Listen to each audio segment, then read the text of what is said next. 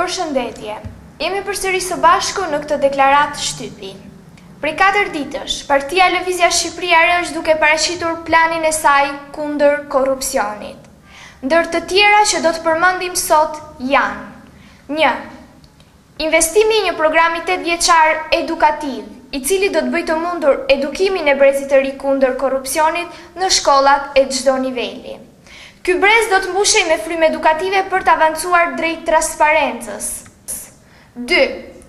Krijimi i shkollës kombëtare kundër korrupsionit, shkollë e cila do të krijojë evente, forume, konferenca, studime të përmuajshme për nivelin e korrupsionit. 3. Fuqizimi i institucioneve fetare, si dhe i gjithë institucioneve të tjera, të cilat predikojnë për jetën e ndershme dhe pa korrupsion. Deklarojmë se kjo luftë është e të gjithë qytetarëve. Ju ftojmë të bashkohemi me ne dhe ta luftojmë së bashku. Për drejtësi dhe zhvillim, Partia Lëvizja Shqipëria Re.